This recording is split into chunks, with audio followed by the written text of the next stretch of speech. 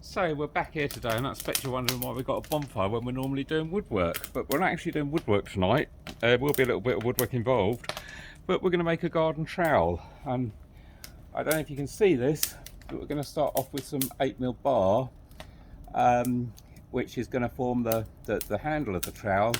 We'll put a nice wooden grip on it afterwards, and then we'll have some flat plate which will curl up to make the actual trowel part of the trowel. But first thing to do with this is flatten it a little bit so we can get some rivets in. Give it a 90-degree bend and a 90-degree bend so that from the handle it goes down onto the plate. And to do that we need to heat it up. Now you might be thinking, hang on a minute, forging metal, that's not really something I can do at home. But if you've got a bonfire, you can certainly give it a go. Now my bonfire is just in an old oil drum with some holes drilled in it, easy to get hold of. You might only want one half the height, you might have a little fire, you might just build an open fire. Open fires just make it a bit more difficult to get in because they're kind of pyramid shaped.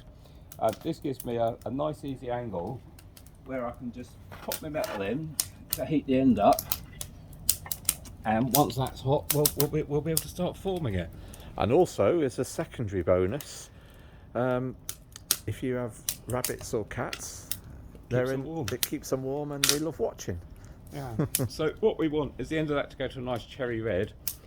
Now obviously you're going to want safety equipment, you're going to want to put leather gloves on or a leather apron. I'm not going to worry too much about heat at the moment because that's so long that the other end of it's never going to get warmed up. Yeah. But you're probably going to want some tongs, but even something like a decent metal hand clamp will do. Just a wrench that you can clamp onto it. And how hot do you think that is, Chris? Well, you want to get it to cherry red, which probably somewhere in the region of 900 degrees, but I doubt you've got a 900-degree thermometer. But if you look at that side of that oil drum, you can see it's glowing a nice cherry red, and basically you want your metal to be cherry red. Now, the other thing you probably haven't got, because I haven't got one, is an anvil. And most people think, well, you can't do any foundry work without an anvil. But basically we're just going to use a lump hammer, and we're going to use a head of a sledgehammer as our anvil, because this is only little, so you don't actually need a lot of tools for this. Most people will have something, even if you only got two lump hammers. Lump hammer's a little bit small, but you could do a lump hammer and hit it with another lump hammer. Sledgehammers, you pick them up for about 20 quid brand new, or probably a £5 at your local car boot sale. If you're really lucky you might find an anvil, but we're not going to use an anvil tonight. We're going to show you how to do it when you've got practically no tools whatsoever, just to show that it can be done. The one thing you might find is making the handle, the wooden part of the handle. For that you really need a lathe.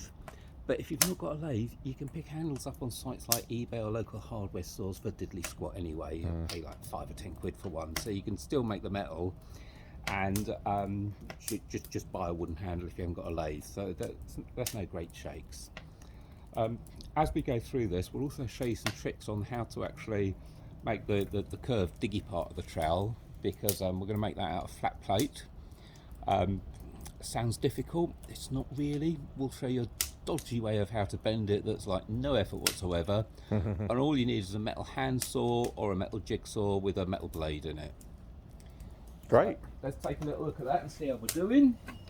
Oh, it's hot, isn't it? So that's glowing just to be nice little cherry. We'll just give it a couple more seconds in there. It's not going to take very long at all. Just pull it out again, Chris.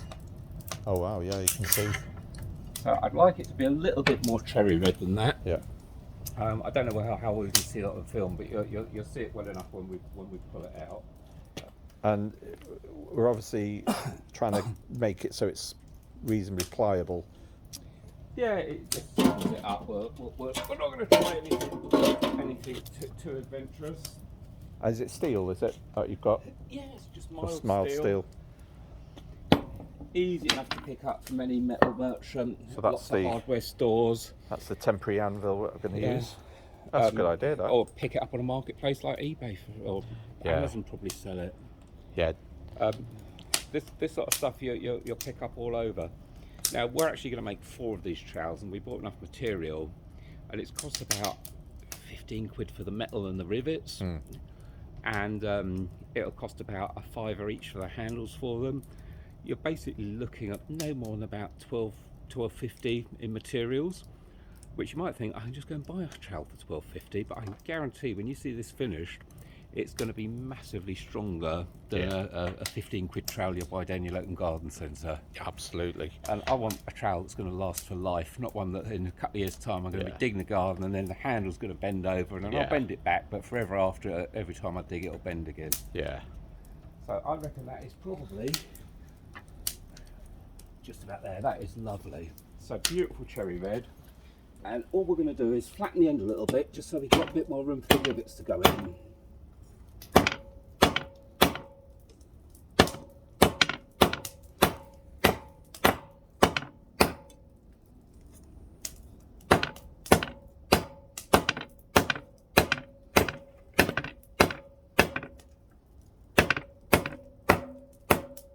So I'm not too worried about the shape, but you can see it's just a little bit fatter, and then we'll chop that little end off.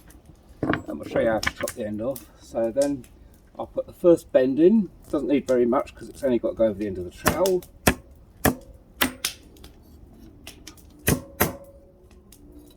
I'll try and keep it as flat as we can. There we go, at the end of it.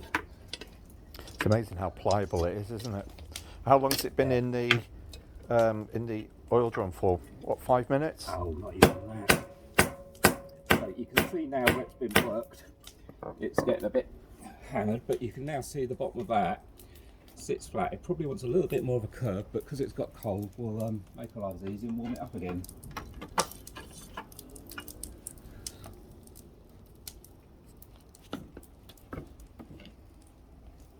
Cool. We'll let that heat up and we will come back on a different video. That's the first stage. Thanks for watching.